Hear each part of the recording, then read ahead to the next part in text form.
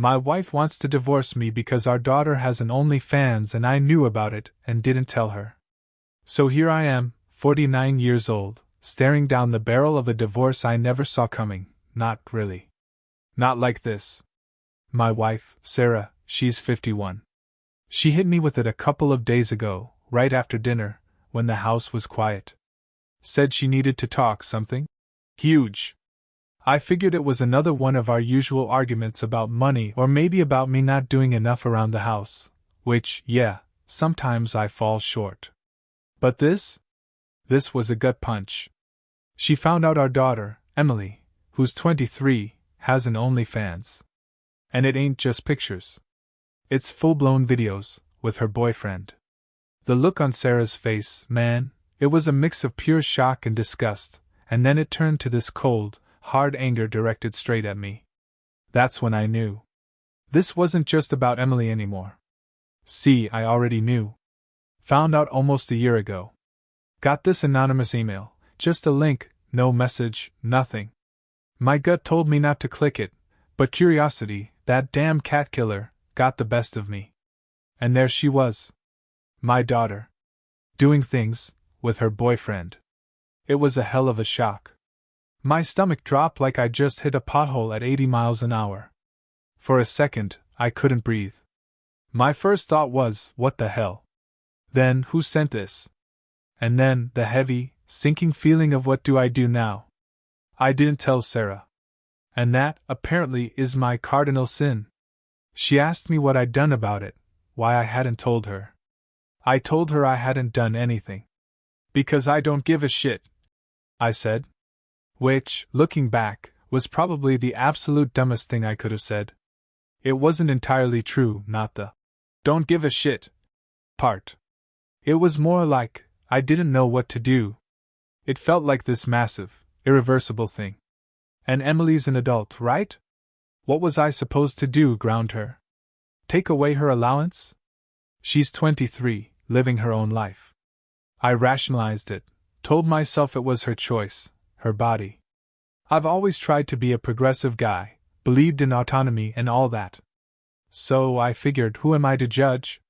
Sarah, though, she just stared at me, incredulous. What is wrong with you? She practically screamed. Any normal father would be devastated by this. I just shrugged. I'm not somebody else, I'm me. I don't see any moral problem with sex work. That's when the dam broke. She exploded. Called me a shitty father. A low life. Said she'd fallen out of love with me years ago, when the kids were teenagers. Said she only stayed for them, so they wouldn't grow up without a father. But apparently, that was a mistake. Said our kids would have turned out the same either way. That stung, man. To hear that your whole presence in your kids' lives, your effort, your existence, amounted to nothing. It twisted a knot in my stomach. I tried to argue, tried to reason with her. Our daughter having OnlyFans is none of our business, I said. This is exactly why I didn't tell you about it, because I knew you'd hit the roof and try to make life difficult for everybody. I knew that would piss her off, but I was just trying to explain my logic. I genuinely believed I was saving us all a lot of grief. I thought I was being the calm, rational one, avoiding an unnecessary shitstorm. She just looked at me like I was speaking a foreign language. Said I was gaslighting her. I don't even know what that means half the time, but I know it's not good. She just kept saying she couldn't trust me, that I kept things from her, big things. And that me being okay with Emily doing this just sealed the deal. Now she's leaving me. Says this is the final confirmation that I'm the biggest asshole to ever walk the planet. And honestly, as much as it hurts, I still think I'm right about Emily's choices being her own. But I'm sad about my marriage ending, about the sheer inconvenience of an impending divorce. It's not just the legal crap, the dividing assets, the living arrangements. It's the whole damn upheaval of everything I've known for decades. And yeah, inconvenience sounds like a cold way to put it, but that's how my brain works sometimes. I process the practical shit first. The emotional fallout comes later, usually in the quiet hours when I'm alone. It's funny, the comments people have made online about this. Some are exactly like Sarah, saying I betrayed her trust, that it's not just Emily's kid, it's ours. They say me calling the divorce inconvenient proves I don't want to fix things, just make the problem go away. And yeah, maybe there's some truth to that. I hate conflict. I always have. I'd rather just let things be, ride it out, avoid the explosions. Sarah always said I was too apathetic. Maybe she was right. She stayed for the kids, for their well-being. And I guess I stayed for convenience, for the path of least resistance. It sounds awful, even to me, when I put it like that. But then there are the others, the ones on my side. This one woman said, "Your daughter is a grown woman and capable of making her own decisions with her body. I also did online sex work at 20 years old and didn't tell my parents because it was none of their business. She said I didn't do anything wrong, that if Emily wanted us to know, she'd tell us. She could only understand Sarah being upset if Emily was unsafe or trafficked. And Emily's with her boyfriend, right? It's consensual. She even said it's never too late for a second chance at happiness." Another woman, also on my side, said, "It's no one's business what your daughter does to make her living. What does your wife expect you to do about it? Exploding the whole issue will do nothing but humiliate her and possibly destroy her relationship with you both. She said Emily is humiliating herself, just doesn't know it.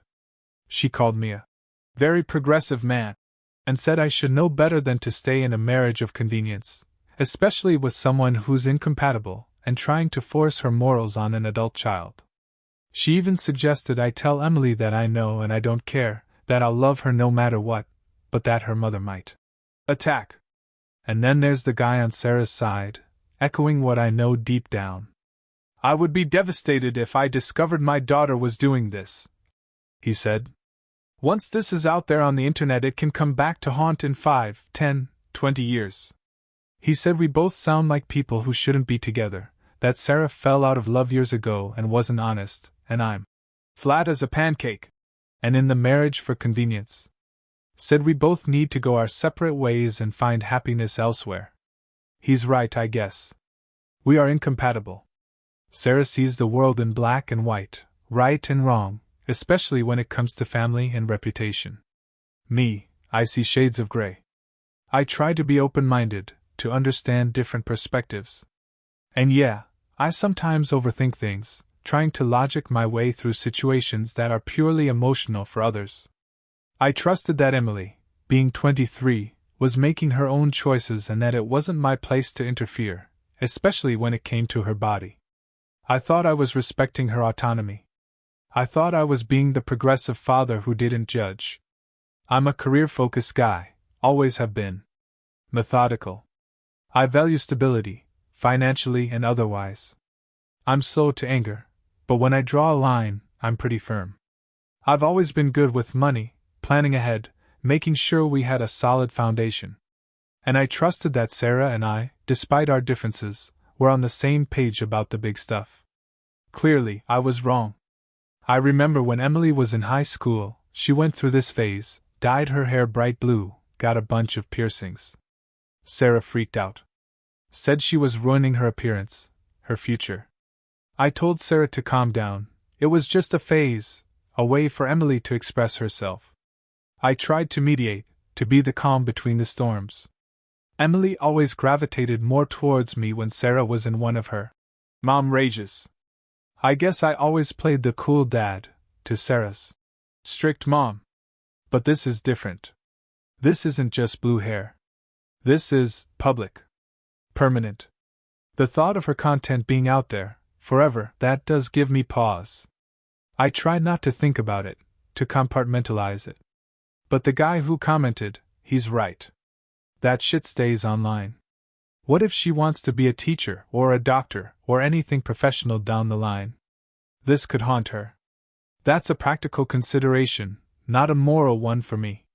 I can separate the sex work is legitimate belief from the how will this impact her future career reality. Maybe that's where I screwed up. Maybe I was too busy being progressive, and not enough being protective, in the long-term, practical sense. I always prided myself on being a good provider, making sure Sarah and the kids had what they needed, what they wanted. I worked my ass off, often pulled long hours, sometimes took on extra projects to make sure we were comfortable. I saw it as my duty.